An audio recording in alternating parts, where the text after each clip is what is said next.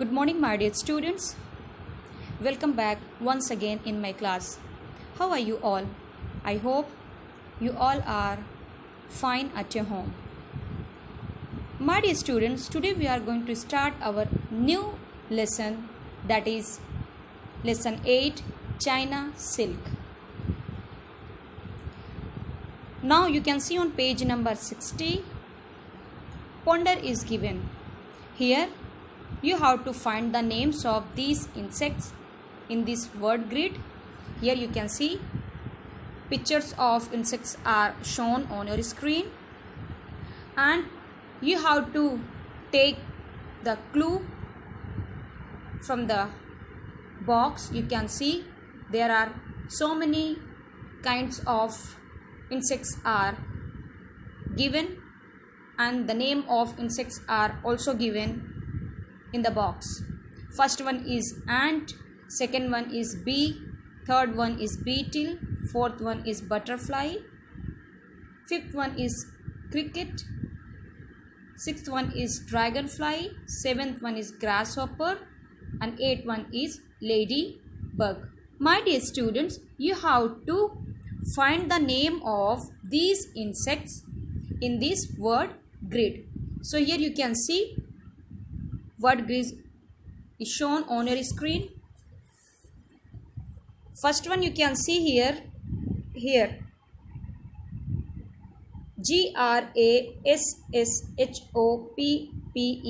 grasshopper. For example, grasshopper. Like this, my dear students, you have to find the insects name which are given in the box. I hope you all will try to solve this, and you will try to find the name of these insects. Now one more thing is given on the same page.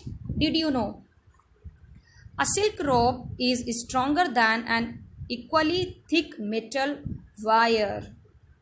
A silk rope, you know, the rope made of silk, is stronger than an equally thick metal wire. Next one, the rearing of silkworm for the production of silk is called sericulture. Sericulture,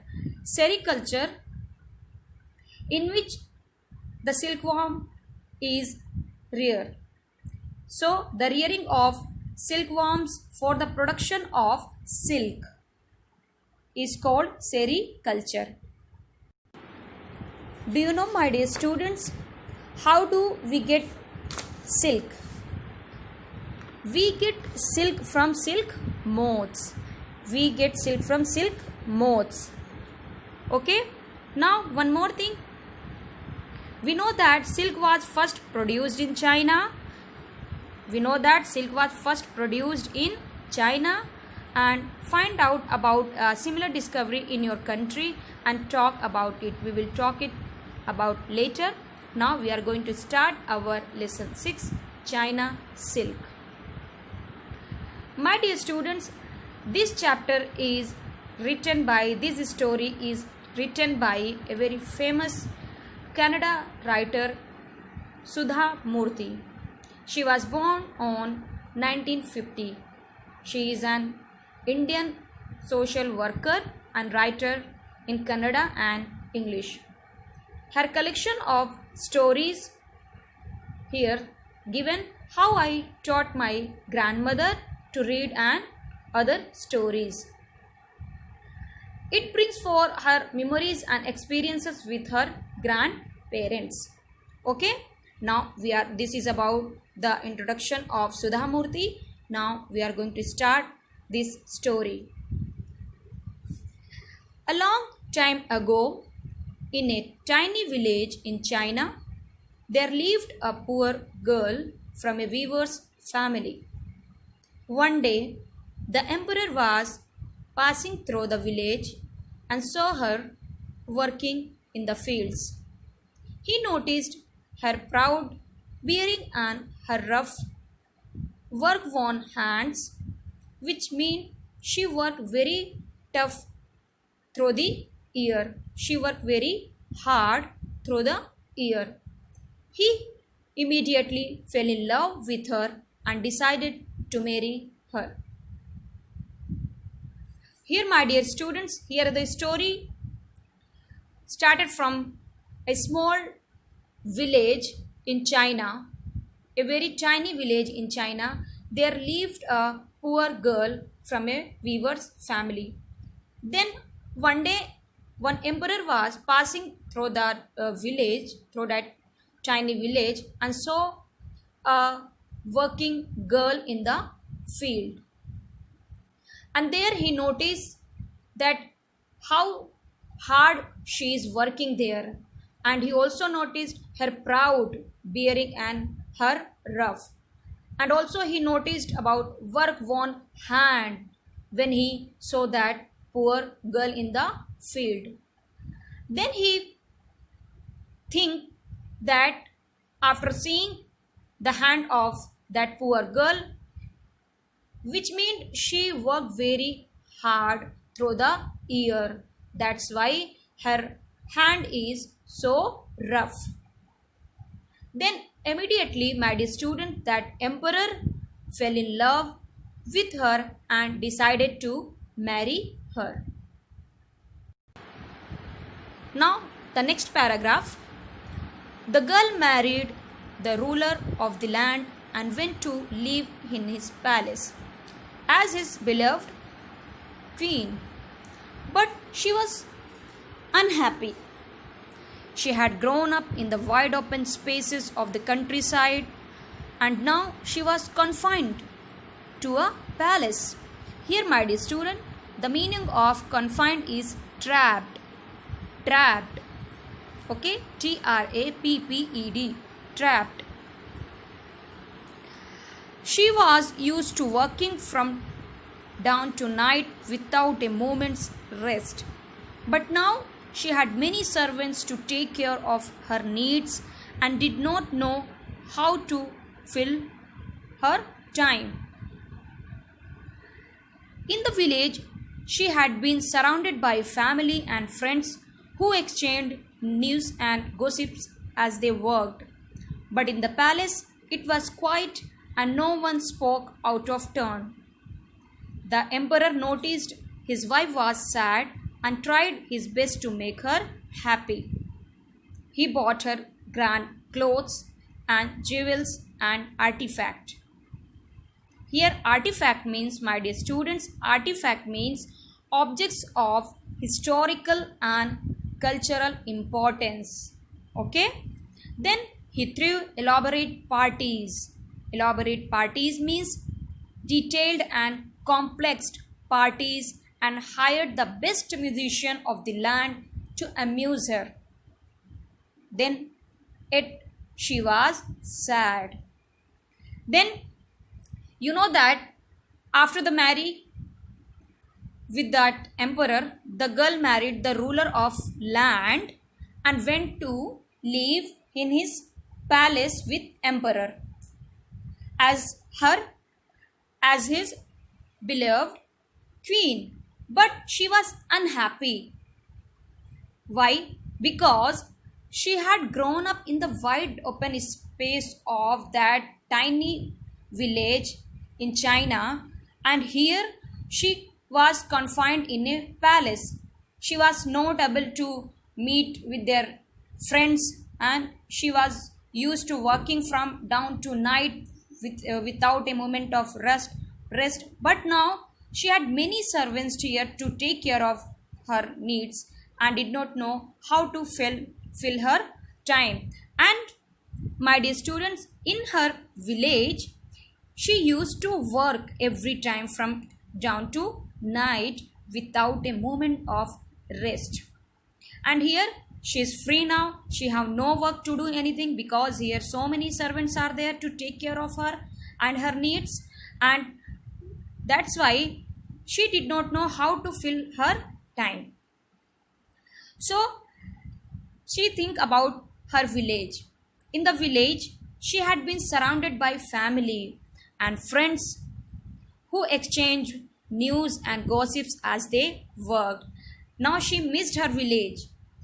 In her village, there are so many houses of different type of families and friends, and there they exchange news and gossips at the time of work in the field. But in the palace it was quiet and no one spoke out of turn.